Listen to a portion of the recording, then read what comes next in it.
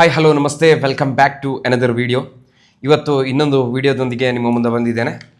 ಈ ವಿಡಿಯೋ ನೀವು ನೋಡ್ತಾ ಹೋದರೆ ತುಂಬ ಬೇಜಾರಾಗುತ್ತೆ. ಯಾಕಂತ ಹೇಳಿದ್ರೆ ಈ ಪ್ರಪಂಚದಲ್ಲಿ, ಈ ಭಾರತದಲ್ಲಿ ದಿನದಿಂದ ದಿನಕ್ಕೆ ಯಾಕೆ ಹೀಗಾಗ್ತಾ ಇದೆ ಅನ್ನೋದು ನಿಮ್ಮ ಮನಸ್ಸಿಗೆ ಬರ್ಬೋದು. ಅದು ಕೆಲವೊಮ್ಮೆ ಏನಾದರೂ ಘಟನೆಗಳ, ಏನಾದರೂ ಪ್ರಾಬ್ಲಮ್ಸಾ, ಏನಾದರೂ ಒಂದು ಅವಘಡಗಳು ಸಂಭವಿಸ್ತವೆ. ಇದು ದಿನಾಲು ಒಂದೊಂದು ಇದೇ ಥರದ ನ್ಯೂಸು, ಇದೇ ಥರದ ಪ್ರಾಬ್ಲಮ್ಸು ಮತ್ತೆ ಮತ್ತೆ ಬರಬೇಕಾದ್ರೆ ನಮಗೆ ಇದು ಕಲಿಯುಗ ಎಲ್ಲಿ ಹೋಗ್ತಾ ಇದೆ ಅಂತೇಳಿ ಕಮೆಂಟು ತುಂಬ ಜನ ಮಾಡಿದ್ದಾರೆ. ಇದು ಕಲಿಯುಗ, ಏನು ಮಾಡೋಕ್ಕಾಗಲ್ಲ, ಈ ಥರ ಎಲ್ಲ ಆಗ್ತಾ ಇರುತ್ತೆ ಅಂತೇಳಿ ಕಮೆಂಟ್ ಮಾಡಿದ್ದಾರೆ. ಬಟ್ ಇಲ್ಲೊಂದು ವಿಶೇಷವಾದ ಘಟನೆ ಇದೆ. ನಿಮ್ಗೆ ಯಾವುದೇ ಒಂದು ಹಾಲಿವುಡ್ ಕ್ರೈಮ್ ಥ್ರಿಲ್ಲರ್ಗಿಂತನೂ ಕಮ್ಮಿ ಇಲ್ಲ ಈ ನ್ಯೂಸ್ ಒಂದು. ಇದು ಸತ್ಯವಾಗಿ ನಡೆದಂಥ ಘಟನೆ, ಒಂದು 2-3 ದಿನಕ್ಕಿಂತ ಮುಂಚೆ ನಡೆದಂಥ ಘಟನೆ.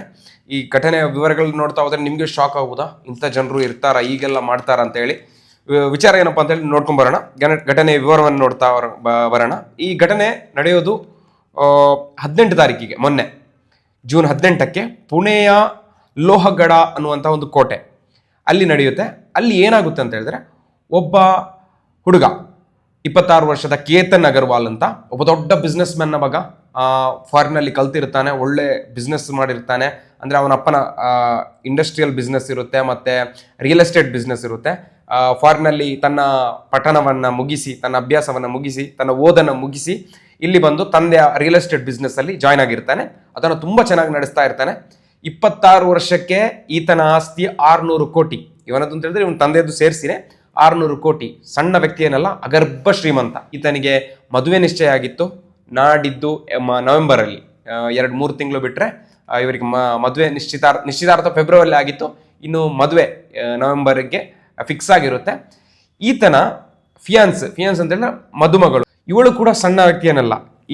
ಇವಳು ಎಲ್ಲಿ ಅವಳು ಅಂತ ಹೇಳಿದ್ರೆ ಮಧ್ಯಪ್ರದೇಶದ ಇಂದೋರ್ನವಳು. ಇವಳು ಕೂಡ ಒಬ್ಳು ದೊಡ್ಡ ಬಿಸ್ನೆಸ್ ಮೆನ್ನ ಮಗಳು. ಇವಳು ಕೂಡ ಒಂದು ದೊಡ್ಡ ಒಂದು ಬೇಕರಿ ಅಂತ ಹೇಳಿದ್ರೆ ಈ ಥರ ಬೇಕರಿ ಅಲ್ಲ, ಒಂದು ಕೆಫೆ ಥರದ ಬೇಕರಿಯನ್ನು ನಡೆಸ್ತಾ ಇರ್ತಾಳೆ. ಇವಳು ಅಗರ್ಭ ಶ್ರೀಮಂತೆ, ಆ ಸಣ್ಣ ವ್ಯಕ್ತಿ ಏನಲ್ಲ. ಇವಳ ಅಪ್ಪ ದೊಡ್ಡ ಇಂಡಸ್ಟ್ರಿಯಲಿಸ್ಟ್, ದೊಡ್ಡ ಬಿಸ್ನೆಸ್ ಮ್ಯಾನ್. ಇವಳು ಕೂಡ ತನ್ನದೇ ಆದಂತಹ ಒಂದು ಬಿಸ್ನೆಸ್ ಅನ್ನು ನಡೆಸ್ತಾ ಇರ್ತಾಳೆ, ಬೇಕರಿ ಕೆಫೆ ಟೈಪಲ್ಲಿ ನಡೆಸ್ತಾ ಇರ್ತಾಳೆ. ಇವಳು ಕೂಡ ದೊಡ್ಡ ಬಿಸ್ನೆಸ್ ಮ್ಯಾನ್. ಇಲ್ಲಿ ಏನಾಗುತ್ತೆ ಅಂತ ಹೇಳಿದ್ರೆ, ನೀವು ಈ ವಿಡಿಯೋನ ಕೊನೆಯವರೆಗೂ ಗಮನಿಸಿ. ತುಂಬ ಟ್ವಿಸ್ಟ್ ಮೇಲೆ ಟ್ವಿಸ್ಟ್ ಇದೆ. ರಿಯಲ್ ಸ್ಟೋರಿ ಇದು, ಭಾರಿ ಬೇಜಾರಾಗುತ್ತೆ. ಯಾಕಂತಂದ್ರೆ ಇವಳು ಏನು ಮಾಡ್ತಾಳೆ ಅಂದರೆ, ಇವಳಿಗೂ ಕೇತನ್ ಅಗರ್ವಾಲ್, ಇವನು ಎಲ್ಲಿ ಅವನಪ್ಪ ಅಂತ ಹೇಳಿದ್ರೆ ಪುಣೆಯವನು. ಇವರಿಗೆ ಇವರ ಫ್ಯಾಮಿಲಿಗಳು ಎರಡು ಕೂಡ ದೊಡ್ಡ ಬಿಸ್ನೆಸ್ ಫ್ಯಾಮಿಲಿಗಳು. ಇವರು ಮಾತಾಡಿ ಇವರ ಮದುವೆಯನ್ನು ಫಿಕ್ಸ್ ಮಾಡಿರ್ತಾರೆ. ಇವರಿಗೆ ಗೊತ್ತಿರೋದಿಲ್ಲ. ಇವರಿಗೆ ನಂತರ ಹೇಳ್ತಾರೆ, ಈ ಥರ ಹುಡುಗ ಇದ್ದಾನೆ, ಈ ಥರ ಹುಡುಗಿ ಇದ್ದಾನೆ ಅಂತ ಪರಸ್ಪರ ಹೇಳ್ತಾರೆ. ಅವ್ರು ನೋಡ್ತಾರೆ, ಮೀಟ್ ಆಗ್ತಾರೆ, ಮಾತಾಡಿದ ತಕ್ಷಣ ಇವರಿಗೆ ಓಕೆ ಆಗುತ್ತೆ ಅಂತಂದ್ರೆ ರಿಜೆಕ್ಟ್ ಮಾಡೋದಕ್ಕೆ ಯಾವುದೇ ರೀಸನ್ ಇಲ್ಲ. ಇವಾಗ ಒಬ್ಬ ಹುಡುಗ 26 ವರ್ಷಕ್ಕೆ 600 ಕೋಟಿಯ ಒಡೆ ಅಂತ ಹೇಳಿದ್ರೆ, ಆತ ಒಳ್ಳೆ ಸ್ವಭಾವದವನಾಗಿದ್ರೆ, ಮತ್ತೆ ಅವನಿಗೆ ಯಾವುದೇ ಬ್ಯಾಡ್ ಹ್ಯಾಬಿಟ್ ಇಲ್ಲ ಅಂದರೆ, ನೋಡಕ್ಕೆ ಒಂದು ಮಿನಿಮಮ್ ಲುಕ್ ಇದ್ರೆ, ಮತ್ತೆ ಅಲ್ಲಿ ರಿಜೆಕ್ಟ್ ಮಾಡೋದಕ್ಕೆ ಯಾವುದೇ ರೀಸನ್ಸ್ ಇರಲ್ಲ. ಹುಡುಗಿನೂ ಹಂಗೆ ನೋಡೋದಕ್ಕೂ ಸುಂದರವಾಗಿ ಇರ್ತಾಳೆ, ಒಳ್ಳೆ ಬಿಸ್ನೆಸ್ ಫ್ಯಾಮಿಲಿ, ಒಳ್ಳೆ ರೆಪ್ಯೂಟೆಡ್ ಫ್ಯಾಮಿಲಿ, ಒಳ್ಳೆ ಎಜುಕೇಷನು ಇದೆ, ಅವಳು ಕೂಡ ಒಳ್ಳೆ ಸ್ವಭಾವದವಳು ಅಂತ ಹೇಳಿ ಓಕೆ. ಆದರೆ ಮತ್ತೆ ಎರಡು ಸೈಡ್ ಅವರು ಕೂಡ ರಿಜೆಕ್ಟ್ ಮಾಡೋದಕ್ಕೆ ಯಾವುದೇ ಕಾರಣಗಳಿರೋದಿಲ್ಲ. ಇವರು ಓಕೆ ಮಾಡ್ತಾರೆ. ಫೆಬ್ರವರಿಯಲ್ಲಿ ನಿಶ್ಚಿತಾರ್ಥ ಆಗುತ್ತೆ, ನವೆಂಬರ್ಗೆ ಮದುವೆ ಫಿಕ್ಸ್ ಆಗಿರುತ್ತೆ. ಈಗಿರಬೇಕಾದ್ರೆ ಮೊನ್ನೆ 6 ತಾರೀಕಿಗೆ, ಇದೇ ಜೂನ್ 6 ತಾರೀಕಿಗೆ ಇವರು ಒಂದು ಟ್ರಿಪ್ಪನ್ನು ಪ್ಲಾನ್ ಮಾಡಿರ್ತಾರೆ. ಎಲ್ಲಿಗೆ ಅಂತ ಹೇಳಿದ್ರೆ ಇಂಡೋನೇಷ್ಯಾದಲ್ಲಿ ಬಾಲಿ ಅಂತ ಒಂದು ಪ್ಲೇಸ್ ಇದೆ. ಅದು ನಿಮ್ಗೆ ಗೊತ್ತಿರಬಹುದು. ನೀವು ಮಾಲ್ಡೀವ್ಸ್ಗೆಲ್ಲ ನೋಡಿರ್ಬೋದು. ಮಾಲ್ಡೀವ್ಸು ಮತ್ತೆ ಆ ಥರ ಪ್ಲೇಸ್ ಸೇಮ್ ಅದೇ ಟೈಪಲ್ಲಿ ಬಾಲಿ ಅಂತ ಇಂಡೋನೇಷ್ಯಾದಲ್ಲಿ ಒಳ್ಳೆ ಪ್ಲೇಸ್. ಟೂರಿಸ್ಟ್ಗೆ ಮತ್ತು ಕಪಲ್ಸ್ಗೆ ಮತ್ತು ವೆಡ್ಡಿಂಗ್ ಶೂಟ್ ಮಾಡೋರಿಗೆ, ಪ್ರೀ ವೆಡ್ಡಿಂಗ್ ಶೂಟ್, ಆ ಥರ ಎಲ್ಲ ಒಳ್ಳೆ ಸ್ಪಾಟ್ ಅದು ಟೈಮ್ ಸ್ಪೆಂಡ್ ಮಾಡೋಕ್ಕೆ. ಇವ್ರು ಏನು ಮಾಡ್ತಾರೆ ಅಂತಂದರೆ ಪ್ಲ್ಯಾನ್ ಮಾಡ್ತಾರೆ. ಕೇತನ್ ಅಗರ್ವಾಲ್ ಮತ್ತು ಸಿಯಾ ಗೋಯಲ್ ಅಂತ ಹುಡುಗಿಯ ಹೆಸರು. ಇವರು ಪ್ಲ್ಯಾನ್ ಮಾಡಿ ನಾವು ಇಂಡೋನೇಷ್ಯಾಗೆ ಹೋಗೋಣ, ಅಲ್ಲಿ ಪ್ರೀ ವೆಡ್ಡಿಂಗ್ ಶೂಟ್ ಮಾಡೋಣ ಅಂತೇಳಿ ಪ್ಲ್ಯಾನ್ ಮಾಡಿರ್ತಾರೆ. ಅಂದರೆ ಇವರು ನಮ್ಮ ಥರ ನಾರ್ಮಲ್ ಜನರಲ್ಲ, ಅಗರ್ಭ ಶ್ರೀಮಂತರು. ಇವ್ರದ್ದು ಏನೆಲ್ಲ ಪ್ಲ್ಯಾನ್ಸ್ ಇರುತ್ತೆ, ಆ ಥರ ಈ ಥರ ಇರುತ್ತೆ. ಅದು ಮಾತ್ರ ಅಲ್ಲದೆ ಇಲ್ಲೊಂದು ನೀವು ಅರ್ಥ ಮಾಡ್ಕೊಳ್ಬೇಕು. ಈತ ನಾಡಿದ್ದು ನವೆಂಬರ್ ಮದುವೆಗೆ ಬೇಕಾಗಿ 18 ಕೋಟಿಯ ಅರಮನೆ, ರಾಜಸ್ಥಾನದಲ್ಲಿರುವ ಉದಯಪುರದಲ್ಲಿರುವ ಅರಮನೆಯನ್ನು ಬುಕ್ಕಿಂಗ್ ಮಾಡಿರ್ತಾನೆ, 18 ಕೋಟಿ ಕೊಟ್ಟು. ಮತ್ತೆ ಅದು ಮಾತ್ರ ಅಲ್ಲದೆ 2 ವಿಮಾನಗಳನ್ನು ಕೂಡ ಬುಕ್ ಮಾಡಿರ್ತಾನೆ. ಯಾಕಂತಂದ್ರೆ ಇಲ್ಲಿ ಪುಣೆಯಿಂದ ಉದಯಪುರಕ್ಕೆ ಟ್ರಾವೆಲ್ ಮಾಡಲಿಕ್ಕೆ ಬೇಕಾಗಿ ಫ್ಲೈಟನ್ನು ಕೂಡ ಬುಕ್ ಮಾಡಿರ್ತಾನೆ. ಅವನಿಗೆ, ಅವನ ಫ್ಯಾಮಿಲಿಗೆ, ಅವನ ಸಂಬಂಧಿಕರಿಗೆ ಬೇಕಾಗಿ ಫ್ಲೈಟ್ ಟಿಕೆಟ್ ಕೂಡ ಬುಕ್ ಮಾಡಿರ್ತಾನೆ. ಇಡೀ 2 ಫ್ಲೈಟ್ಗಳನ್ನೇ ಬುಕ್ ಮಾಡಿರ್ತಾನೆ. ಆಗಲೇ ನೀವು ತಿಳ್ಕೊಬೇಕು ಇವನು ಯಾವ ಥರದ ರಿಚ್ ಮ್ಯಾನ್ ಅಂತೇಳಿ. ಈ ಹುಡುಗ ಇವಾಗ ಇವರು ಪ್ರೀ ವೆಡ್ಡಿಂಗ್ ಶೂಟ್ ಮಾಡೋಣ ಅಂತೇಳಿ ಪ್ಲಾನ್ ಮಾಡಿರ್ತಾರೆ ಇಂಡೋನೇಷ್ಯಾದ ಬಾಲಿಯಲ್ಲಿ. ಅಲ್ಲಿ ಅಂದ್ರೆ ಒಳ್ಳೆ ಬೀಚ್ಗಳಿದ್ದಾವೆ, ಬ್ಲ್ಯಾಕ್ ವಾಟರ್ಸ್ ಇದಾವೆ, ಒಳ್ಳೆ ಸೀನರಿ ಇದೆ, ಒಳ್ಳೆ ಪರ್ವತ ಅದು ಇದೆಲ್ಲ ಒಳ್ಳೊಳ್ಳೆ ವೆದರ್ ಎಲ್ಲ ತುಂಬಾ ಚೆನ್ನಾಗಿರುತ್ತೆ ಅಂತ ಅಲ್ಲಿ ಪ್ಲಾನ್ ಮಾಡಿರ್ತಾರೆ. ಇವರು 6 ತಾರೀಕಿಗೆ ಹೊರಡ್ತಾರೆ, 5 ತಾರೀಕಿಗೆ, ಜೂನ್ 5 ತಾರೀಕಿಗೆ ಹೊರಡ್ತಾರೆ. ಮನೆಯಿಂದ ಪ್ಯಾಕ್ ಎಲ್ಲ ಮಾಡಿ ಏರ್ಪೋರ್ಟಿಗೆ ರೀಚ್ ಆದ ತಕ್ಷಣ ಅಲ್ಲಿ ಹೋಗಿ ನೋಡ್ಬೇಕಾದ್ರೆ ಈ ಕೇತನ್ ಅಗರ್ವಾಲ್ ಹುಡುಗ ಇದಾನಲ್ಲ, ಮದುಮಗ, ಈತನ ಪಾಸ್ಪೋರ್ಟ್ ಕಾಣಿಸೋದಿಲ್ಲ ಏರ್ಪೋರ್ಟಿಗೆ ರೀಚ್ ಆದಾಗ. ಎಲ್ರಿಗೂ ಶಾಕ್ ಆಗುತ್ತೆ. ಏನು ಮನೆಯಿಂದ ಬರಬೇಕಾದ್ರೂ ಎಲ್ಲ ಡಾಕ್ಯುಮೆಂಟ್ಸ್ ಕರೆಕ್ಟಾಗಿ, ticket, passport, debit card, credit card, ಮತ್ತೆ ಅಲ್ಲಿ ಬೇಕಾಗಿರೋ ಡ್ರೆಸ್ಸಸ್, ಮತ್ತೆ ಎಲೆಕ್ಟ್ರಾನಿಕ್ಸ್ ಐಟಮ್, ಗ್ಯಾಜೆಟ್ಸ್, ಕ್ಯಾಮರಾ ಅದು ಇದೆಲ್ಲ, ಇವರು ಪ್ರೀ ವೆಡ್ಡಿಂಗ್ ಶೂಟಿಗೆ ಅಲ್ಲಿ ಹೋಗ್ತಾ ಇರೋದು ಎಲ್ಲ ಕರೆಕ್ಟಾಗಿ ಸೆಟ್ ಮಾಡಿ ನೋಡಿಟ್ಟು ಬಂದಿರ್ತಾರೆ 4 ಜನರದು. ಅಲ್ಲಿ ಏರ್ಪೋರ್ಟಿಗೆ ರೀಚ್ ಆಗಬೇಕಾದ್ರೆ ಎಲ್ಲ ಡಾಕ್ಯುಮೆಂಟ್ಸ್ ಎಲ್ಲ ಕರೆಕ್ಟ್ ಇದೆ, ಬಟ್ ಕೇತನ್ ಅಗರ್ವಾಲ್ ಇದು ಪಾಸ್ಪೋರ್ಟ್ ಕಾಣಿಸ್ತಾ ಇಲ್ಲ. ಇದು ಏನಾಯ್ತಪ್ಪ ಈ ಥರ ಅಂತ ಹೇಳಿ ಡೌಟ್ ಆಗುತ್ತೆ. ಆಯಿತು, ಪಾಸ್ಪೋರ್ಟ್ ಇಲ್ಲದೆ ಟ್ರಾವೆಲ್ ಮಾಡೋಕ್ಕಾಗಲ್ಲ, ಅದು ಕೂಡ ಮದುಮಗನೇ ಇಲ್ಲ ಅಂತೇಳಿ ಆ ಟ್ರಿಪ್ಪನ್ನು ಕ್ಯಾನ್ಸಲ್ ಮಾಡಿ ಬರ್ತಾರೆ. ಕ್ಯಾನ್ಸಲ್ ಆಯಿತು, ಪಾಸ್ಪೋರ್ಟ್ ಇಲ್ಲ ಅಂತೇಳಿ. ಈ ಪಾಸ್ಪೋರ್ಟ್ ಇದು ವಿಷಯಕ್ಕೆ ನಾನು ಲಾಸ್ಟಿಗೆ ಬರ್ತೇನೆ, ಕೊನೆಗೆ ಅದಕ್ಕೂ ಇದಕ್ಕೂ ಲಿಂಕ್ ಇದೆ.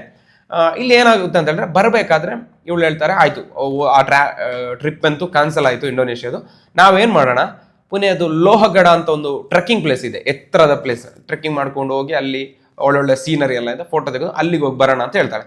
ಇವನು ಕೂಡ ಆಯ್ತಪ್ಪ ಓಕೆ, ಇನ್ನು ಆ ಟ್ರಿಪ್ ಅಂತೂ ಕ್ಯಾನ್ಸಲ್ ಆಯಿತು, ಇನ್ನು ಹೋಗೋಕ್ಕಾಗಲ್ಲ, ಇಲ್ಲಿಗೆ ಹೋಗೋಣ ಅಂತೇಳಿ ಸೀದಾ ಹೋಗ್ತಾರೆ. ಹೋಗಿ ಅಲ್ಲಿ ಫೋಟೋ ಎಲ್ಲ ತಗೊಂಡು ಬರ್ತಾರೆ. ಬರಬೇಕಾದ್ರೆ ಅಲ್ಲಿ ಒಂದು ಘಟನೆ ನಡೆಯುತ್ತೆ. ಏನಪ್ಪ ಅಂತಂದ್ರೆ, ಹುಡುಗ ಏನಾಗುತ್ತೆ ಅಂದ್ರೆ, ಹುಡುಗನ ಕಾಲ್ ಜಾರಿ ಬೀಳ್ತಾನೆ ಅಲ್ಲಿ ಟ್ರೆಕ್ಕಿಂಗ್ ಹೋದಾಗ. ಅಂದ್ರೆ ಇವನು ಅವಾಗ ಟ್ರೆಕ್ಕಿಂಗ್ ಹೋಗ್ತಾ ಇರ್ತಾನೆ, ಅಡ್ವೆಂಚರ್ ಮಾಡ್ತಾ ಇರ್ತಾನೆ, ಆದ್ರೆ ಇವನಿಗೆ ಒಳ್ಳೆ ಎಕ್ಸ್ಪೀರಿಯನ್ಸ್ ಇರುತ್ತೆ. ಆದ್ರೂ ಅಲ್ಲಿ ಜಾರಿ ಬಿದ್ದು ಯಾವುದೋ ಒಂದು ಮರವನ್ನು ಹಿಡ್ಕೊಂಡು ಸೇವ್ ಆಗಿ ತುಂಬಾ ಭಯದಿಂದ ಅವತ್ತು ಬಂದಿರ್ತಾರೆ. ಬಟ್ ಇದಕ್ಕೂ ಒಂದು ಟ್ವಿಸ್ಟ್ ಇದೆ, ಲಾಸ್ಟಿಗೆ ಹೇಳ್ತೇನೆ, ಓಕೆನಾ. ಇವರು ಬರ್ತಾರೆ, ಈಗ ಅಲ್ಲಿ ಸ್ಲಿಪ್ ಆಗಿರ್ತಾನೆ, ಬರ್ತಾರೆ, ಮನೆಗೆ ಬರ್ತಾರೆ, ರೀಚ್ ಆಗ್ತಾರೆ, ಎಲ್ಲ ನಾರ್ಮಲ್ ಆಗಿರುತ್ತೆ. ಇಲ್ಲಿ ಬಂದ ತಕ್ಷಣ, ಮನೆಗೆ ಬಂದು ರೀಚ್ ಆದ ತಕ್ಷಣ, ಈ ಸಿಯಾ ಗೋಯಲ್ ಅನ್ನೋ ಹುಡುಗಿ ಹೇಳ್ತಾಳೆ, ನಾವು ವಾಪಸ್ ಅದೇ ಸ್ಪಾಟಿಗೆ ಹೋಗೋಣ, ನಾವು ಟ್ರೆಕ್ಕಿಂಗ್ ಮಾಡಿದ್ದು ಇನ್ನೊಮ್ಮೆ ಹೋಗೋಣ ಅಂತ ಹೇಳ್ತಾಳೆ. ಆಗ ಇವನಿಗೆ ಅಲ್ಲೇ ಒಮ್ಮೆ ಹೋಗಿ ಸ್ಲಿಪ್ ಆಗಿ ತುಂಬಾ ಹೆದರಿರ್ತಾನೆ, ಯಾವುದೋ ಒಂದು ಮರವನ್ನು ಹಿಡ್ಕೊಂಡು ಸೇಫ್ ಆಗಿ ಬಂದಿರ್ತಾನೆ. ಇವನು ಹೇಳ್ತಾನೆ, ಮೊನ್ನೆ ನೋಡಿ ಇಂಥ ಒಂದು ಘಟನೆ ಆಗಿದೆ, ನಾನು ವಾಪಸ್ ಆ ಸ್ಪಾಟಿಗೆ ಬರೋದಿಲ್ಲ, ಬೇಡ ಬೇರೆ ಎಲ್ಲಾದ್ರೂ ಹೋಗೋಣ ಅಂತ ಹೇಳ್ತಾನೆ. ಬಟ್ ಇವಳು ಒಪ್ಪೋದೇ ಇಲ್ಲ, ಹಠ ಮಾಡ್ತಾಳೆ, ತುಂಬಾ ಹಠ ಮಾಡ್ತಾಳೆ. ಅಲ್ಲಿಗೆ ಹೋಗೋಣ, ಅದು ನನಗೆ ಇಷ್ಟ ಆಗಿದೆ, ಅದೇ ಸ್ಪಾಟ್ಗೆ ಹೋಗೋಣ, ನಾವು ಅಲ್ಲೇ ಹೋಗಿ ಫೋಟೋ ತಗೊಂಬರೋಣ, ಖುಷಿ ಆಗುತ್ತೆ ಅಂತ ಹೇಳಿ ಒಪ್ತಾನೆ. ಆದ್ರೆ ಅವನು ಒಪ್ಪುದೇ ಇಲ್ಲ. ಇವಳು ಲಾಸ್ಟ್ ಏನ್ ಮಾಡ್ತಾಳೆ ಅಂತ ಹೇಳಿದ್ರೆ, ತನ್ನ ಅತ್ತಿಗೆಗೆ, ಈ ಹುಡುಗನ ತಾಯಿಗೆ ಫೋನ್ ಮಾಡಿ, 19ಕ್ಕೆ ಅವನ ಬರ್ತ್ಡೇ ಇದೆ, ಅಲ್ಲಿ ಫ್ರೆಂಡ್ಸ್ ಎಲ್ಲ ಬರ್ತಾರೆ, ಅದಕ್ಕಾಗಿ ನಾವು 18ಕ್ಕೆ ಒಂದು ಟ್ರೆಕ್ಕಿಂಗ್ ಹೋಗ್ತೇವೆ, ಅವನನ್ನು ಹೇಗಾದ್ರೂ ಒಪ್ಸಿ ಅಂತ ಹೇಳಿ ಫೋನ್ ಮಾಡ್ತಾಳೆ. ಆಗ ಅವನ ತಾಯಿ ಅವನಿಗೆ ಹೇಳ್ತಾರೆ, ಹೋಗಪ್ಪ, ಇದು ಏನು ಇಲ್ಲ ಅಂದ್ರು ಒಂದು ದಿನದ ಕಾರ್ಯಕ್ರಮ ತಾನೆ, ಹೋಗಿ ಟ್ರೆಕ್ಕಿಂಗ್ ಎಲ್ಲ ಮಾಡಿ ಖುಷಿಯಾಗಿ ಬನ್ನಿ ಅಂತ ಹೇಳಿ ಅವನ ತಾಯಿ ಅವನನ್ನು ಒಪ್ಪಿಸಿ ಕಳಿಸ್ತಾರೆ. ಅವನಿಗೆ ಹೋಗೋದಕ್ಕೆ ಮನಸ್ಸಿರಲ್ಲ. ಇವನು ಹೋಗ್ತಾನೆ. ಹೋಗಿ ಸ್ವಲ್ಪ ಹೊತ್ತಿಗೆ ಟ್ರೆಕ್ಕಿಂಗ್ ಹೋಗಿ ಅಲ್ಲಿ ರೀಚ್ ಆದ ತಕ್ಷಣನೇ ನ್ಯೂಸ್ ಬರುತ್ತೆ, ಹುಡುಗ ಕೇತನ್ ಅಗರ್ವಾಲ್ 400 ಅಡಿ ಎತ್ತರದಿಂದ ಕಂದಕಕ್ಕೆ ಬಿದ್ದು ಸಾವನ್ನಪ್ಪಿದ್ದಾನೆ ಅಂತ ಹೇಳಿ ನ್ಯೂಸ್ ಬರುತ್ತೆ. ಇಲ್ಲಿ ಎಲ್ಲರೂ ತಿಳ್ಕೊಳ್ತಾರೆ, ಇದು ನಾರ್ಮಲ್ ಆಗಿರುವಂತ, ಈ ಮಳೆಗಾಲದಲ್ಲಿ ಸ್ಲಿಪ್ಪರ್ ಇರುತ್ತಲ್ಲ ಟ್ರೆಕ್ಕಿಂಗ್ ಎಲ್ಲ, ಅದರಿಂದ ಇದೇ ತರ ಆಗಿರ್ಬೋದು, ಏನೋ ಪ್ರಾಬ್ಲಮ್ ಆಗಿದೆ, ಏನೋ ಫೋಟೋ ತೆಗಿಯಕ್ಕೆ ಹೋಗಿ ಹುಡುಗಿ ಏನಪ್ಪ ಹೇಳ್ತಾಳೆ ಅಂತಂದ್ರೆ, ಇವನು ಸೈಡಲ್ಲಿ ಹೋಗಿ, ಕಂದಕದ ಸೈಡಲ್ಲಿ ಹೋಗಿ ಫೋಟೋ ತೆಗಿತಿದ್ದಾನೆ, ಗಾಳಿ ಬಂದಾಗ ಸ್ಲಿಪ್ ಆಗಿ ಬೀಳ್ತಾನೆ, ಅಲ್ಲಿಗೆ ಅವನ ಡೆತ್ ಆಗುತ್ತೆ ಅಂತ ಹೇಳಿ ಬರ್ತಾರೆ. ಬಂದು ಇವ್ರದ್ದು ಅಳು ಹಾಗಾಯ್ತು ಹೀಗಾಯ್ತು ಅಂತ ಹೇಳಿ ತುಂಬಾ ಬೇಸರದಲ್ಲಿ ಇರ್ತಾರೆ. ಬಟ್ ಯಾರಿಗೂ ಒಂದು ಡೌಟ್ ಬರಲ್ಲ. ಇದು ಎಲ್ಲ ಕಾರ್ಯಕ್ರಮ ಎಲ್ಲ, ಇಲ್ಲಿ ಇವನ ತಿಥಿಯ ಕಾರ್ಯಕ್ರಮ ಎಲ್ಲ ಮುಗಿದ ನಂತರ ಹೀಗಿರ್ಬೇಕಾದ್ರೆ ನಾರ್ಮಲ್ ಆಗಿ ಪೊಲೀಸವರು ತನಿಖೆನ ಆರಂಭಿಸ್ತಾರೆ. ತನಿಖೆ ಮಾಡಬೇಕಾದ್ರೆ ಯಾರಿಗೂ ಡೌಟ್ ಬರೋದಿಲ್ಲ. ಬಟ್ SP ಅವರಿಗೆ ಏನೋ ಒಂದು ಇಲ್ಲಿ ಏನೋ ಡೌಟ್, ಈ ಸಿಯಾ ಗೋಯಲ್ ಅವರ ಬಿಹೇವಿಯರ್ ಅಲ್ಲಿ ಏನೋ ಒಂದು ಸ್ವಲ್ಪ ಡೌಟ್ ಬಂದಾಗ ಆಗುತ್ತೆ. ಅವ್ರು ಇರ್ಲಿ ಅಂತೇಳಿ ತನಿಖೆ ಮಾಡ್ಲಿಕ್ಕೆ ಸ್ಟಾರ್ಟ್ ಮಾಡ್ತಾರೆ.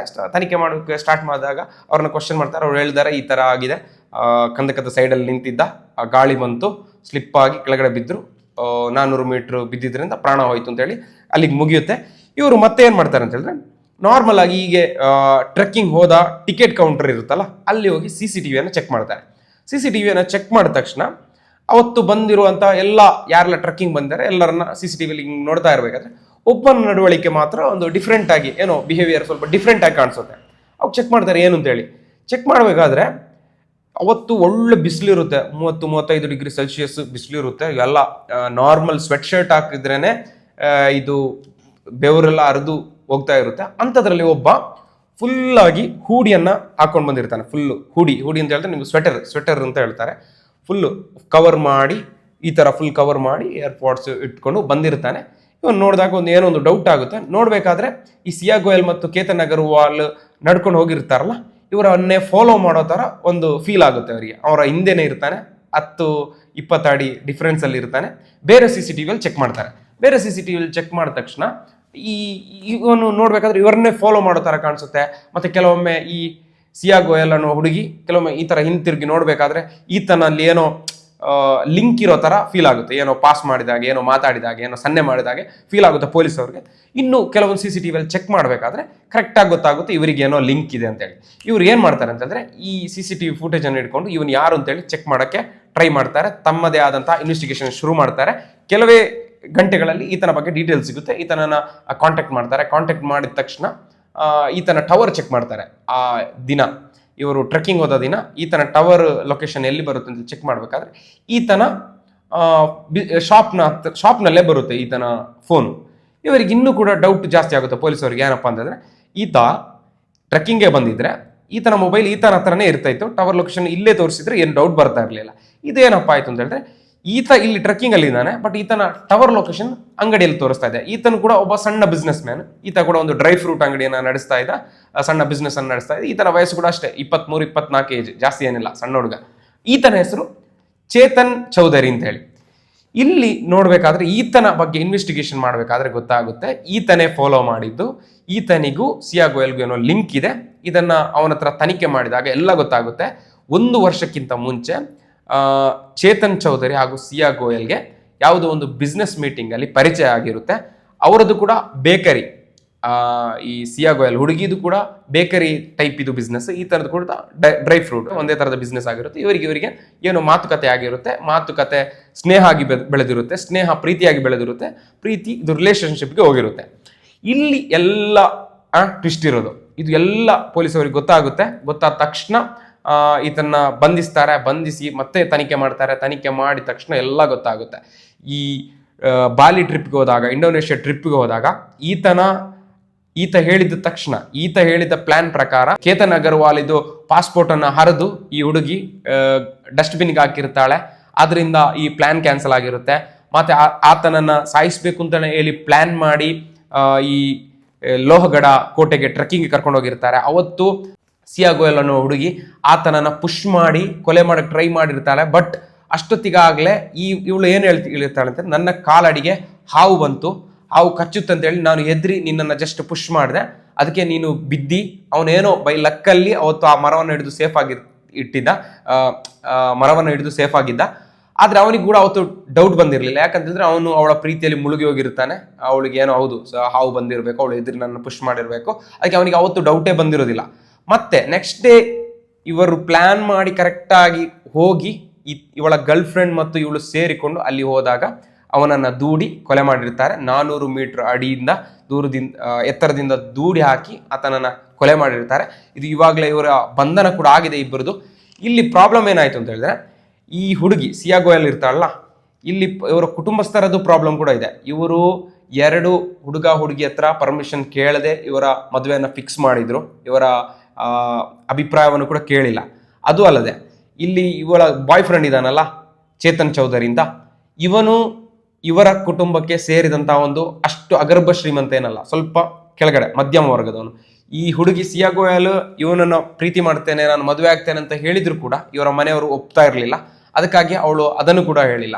ಅದು ಮಾತ್ರ ಅಲ್ಲದೆ ಈ ಚೇತನ್ ಚೌಧರಿ ಅನ್ನೋ ಹುಡುಗ ಬಾಯ್ ಫ್ರೆಂಡ್, ಇವಳ ಬಾಯ್ ಫ್ರೆಂಡ್ ಹೇಳಿರ್ತಾನೆ ನಾವು ಓಡಿ ಹೋಗಿ ಮದುವೆ ಆಗೋಣ, ಸ್ವಲ್ಪ ಟೈಮ್ ಆದ ನಂತರ ಅದು ಸರಿಯಾಗುತ್ತೆ, ಏನು ಪ್ರಾಬ್ಲಮ್ ಆಗಲ್ಲ ಅಂತ ಹೇಳಿರ್ತಾನೆ. ಬಟ್ ಅವಳು ಅದಕ್ಕೆ ಒಪ್ಪಲ್ಲ. ಯಾಕಂತಂದ್ರೆ ನಾನು ಇಷ್ಟು ದೊಡ್ಡ ಶ್ರೀಮಂತೆ, ನಮ್ಗೆ ಇಷ್ಟು ದೊಡ್ಡ ಹೆಸರಿದೆ ನಮ್ಮ ಫ್ಯಾಮಿಲಿಗೆ, ನಾವು ಓಡಿ ಹೋದ್ರೆ ನನ್ನ ಫ್ಯಾಮಿಲಿಯ ಮರ್ಯಾದೆಯಲ್ಲಿ ಹೋಗ್ಬೋದು, ಮತ್ತೆ ನನಗೆ ಅದರಿಂದ ಬರುವಂತಹ ಆಸ್ತಿ ಹಣ ಅಂತಸ್ತು ಅದೆಲ್ಲ ಸಿಗದೇ ಇರ್ಬೋದು ಅಂತ ಹೆದರಿ ಅವಳು ಪ್ಲಾನ್ ಮಾಡಿರ್ತಾರೆ. ನಾವು ಈ ಥರ ಮಾಡೋಣ, ಅವಳಿಗೆ ಅಲ್ಲಿ ಕರ್ಕೊಂಡು ಹೋಗೋಣ, ಅವನು ದೂಡಿ ಹಾಕೋಣ, ಅವನು ಸತ್ತೋದ್ರೆ ಯಾರಿಗೂ ಡೌಟ್ ಬರಲ್ಲ, ಗೊತ್ತಾಗಲ್ಲ, ಏನೂ ಆಗಲ್ಲ, ಅಲ್ಲಿಗೆ ಕೇಸ್ ಮುಚ್ಚಿ ಹೋಗುತ್ತೆ, ಮತ್ತೆ ನಮ್ಗೆ ಏನು ಬೇಕಾದ್ರೂ ಮಾಡ್ಕೋಬೋದು ಅನ್ನೋ ಅಂತ ಪ್ಲಾನ್ ಅವಳೇ ಹೇಳಿರ್ತಾರೆ. ತದನಂತರ ಇಷ್ಟೆಲ್ಲ ಆಗಿ ಇವರು ಪೊಲೀಸ್ ಅವರಿಗೆ ಏನು ಅವಳ ಬಿಹೇವಿಯರ್ ಅಲ್ಲಿ ಸ್ವಲ್ಪ ಡೌಟ್ ಆಗಿ ಅವಳನ್ನ ಬಂಧನ ಮಾಡಿರ್ತಾರೆ. ಈತನನ್ನು ಕೂಡ CCTV ಅಲ್ಲಿ ಚೆಕ್ ಮಾಡಿ ಈತನನ್ನು ಕೂಡ ಬಂಧನ ಮಾಡಿದಾಗ ಈ ಥರ ಡಿಸಿಷನ್ ಎಲ್ಲ ಗೊತ್ತಾಗಿರುತ್ತೆ, ಈ ಥರ ಪ್ಲಾನಿಂಗ್ ಎಲ್ಲ ಮಾಡಿದ್ದಾರೆ, ಈ ಥರ ಎಲ್ಲ ಮಾಡಿದ್ದಾರೆ. ಬಟ್ ಅವನಿಗೆ ಹುಡುಗನಿಗೆ ಒಂದೇ ಒಂದು ಮಾತು ಹೇಳಿದಿದ್ರೆ, ನಾನು ನಿನ್ನ ಮದುವೆ ಆಗಕ್ಕೆ ಇಷ್ಟ ಇಲ್ಲ ಅಂತ ಹೇಳಿದ್ರೆ ಅವನೇನೋ ಬದುಕ್ತಿದ್ನ ಏನೋ, ಒಳ್ಳೆ ಹುಡುಗ ಅಂತ, ಒಳ್ಳೆ ಬಿಹೇವಿಯರ್ನ ಹುಡುಗ ಅಂತ ಎಲ್ಲ ಅಭಿಪ್ರಾಯ ಹೇಳ್ತಾ ಇದ್ದಾರೆ. ಬಟ್ ಏನೇ ಆಗಲಿ, ಯಾರೋ ಮಾಡಿದ ತಪ್ಪಿಗೆ ಯಾರೋ ಪ್ರಾಣ ಕಳ್ಕೊಂಡ್ರು. ಈ ಜಗತ್ತಿನಲ್ಲಿ ಏನೆಲ್ಲ ಆಗ್ತಾ ಇದೆ ನೋಡೋಕ್ಕಾಗ್ತಾ ಇಲ್ಲ. ಅಷ್ಟೆಲ್ಲ ನಿನ್ನೆ ಒಂದು ಸ್ಟೋರಿ ಹೇಳಿದ್ದೆ, ಮೈಸೂರು ಇನ್ಸಿಡೆಂಟ್, ಅದು ಕೂಡ ಹಂಗೆ ಯಾರೋ ಮಾಡಿದ ತಪ್ಪಿಗೆ ಯಾರೋ ಪ್ರಾಣ ಕಳ್ಕೊಂಡ್ರು. 1 ಅಲ್ಲ 3 ಜನ ಪ್ರಾಣ ಕಳ್ಕೊಂಡ್ರು. ಆ ವಿಡಿಯೋ ನೋಡಿದ್ರೆ ಅದನ್ನು ನೋಡ್ಕೊಳ್ಳಿ. ಹಾಗಾದರೆ ಈ ಡೀಟೇಲ್ಸ್ ನಿಮಗೆ ಅರ್ಥ ಆಗಿರುತ್ತೆ ಅಂತ ಹೇಳ್ಕೊಳ್ತೇನೆ. Thank you for watching.